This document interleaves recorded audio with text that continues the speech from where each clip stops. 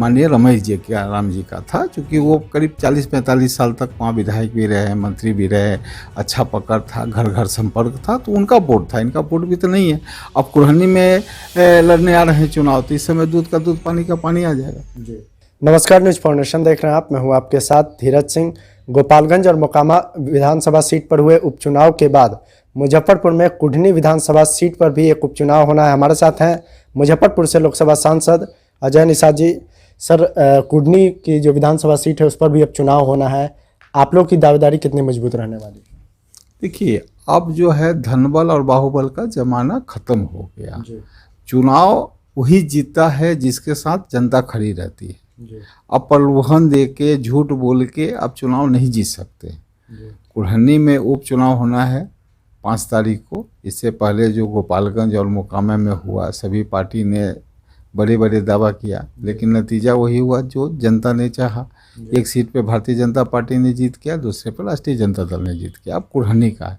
कुल्हनी पहले से आरजेडी का जीता हुआ सीट है, तो भारतीय जनता पार्टी पूरी ताकत लगाएगी कि किसी तरह से ये चुनाव को हम वापस जीते। क्योंकि ये जो चुनाव का मामला जो कुल्हनी का था मात्र 600 वोट का था, तो यहाँ पर भी बहुत कांटे की लड़ाई होगी, और कौन जीतता है कौन हारता है वो तो जनता तय करेगी। आपकी लड़ाई आरजेडी से होनी है, लेकिन इसमें मुकेश सहनी की पार्टी जो कि वीआईपी है वो भी दांव लड़ेगी। क्या लगता है उससे कुछ फर्क पड़ेगा?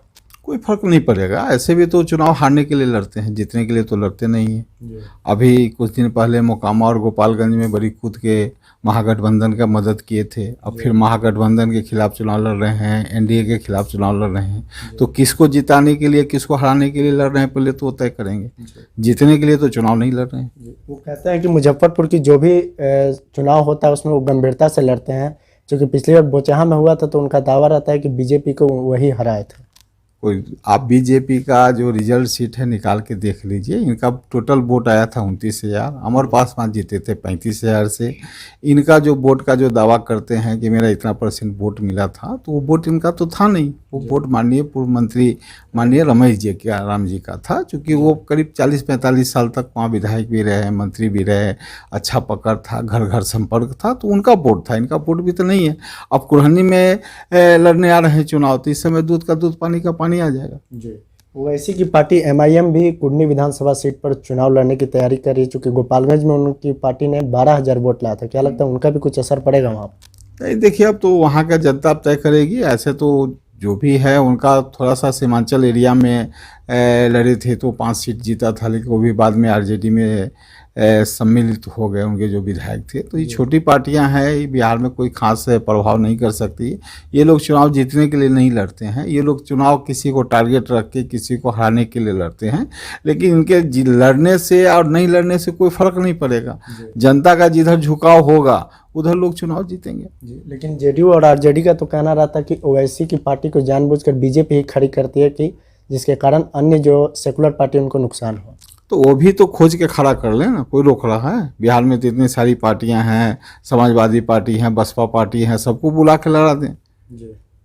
आपका गठबंधन है, आप उसको समझाइए, आप उसको लाइए। कौन रोक रहा है? आप उनसे गठबंधन कर लीजिए। जहां नरेंद्र भाई मोदी के खिलाफ इतनी सारी पार्टियां हैं, एक पार्टी और जुड़ जाएगा। क्या फर्क पड़ता है? उससे कोई फर्क नहीं पड़ता। एक आखिरी सवाल है कि 10 नवंबर से वहां पर नामांकन की शुरुआत हो जाएगी, क्योंकि आप वहां के सांसद हैं। कब तक पार्टी टिकट का ऐलान कर देगी? देखिए, माननीय राष्ट्रीय हमारे जो प्रदेश अध्यक्ष जी हैं बाहर गए हैं, वो 10 तारीख तक लौटेंगे, तो हमको लगता है कि 11-12 तक क्लियर हो जाएगा उम्मीदवार का। बहुत बहुत धन्यवाद। यह भाजपा सांसद अजय निषाद। दिल्ली से न्यूज़ फाउंडेशन के लिए मैं धीरज सिंह।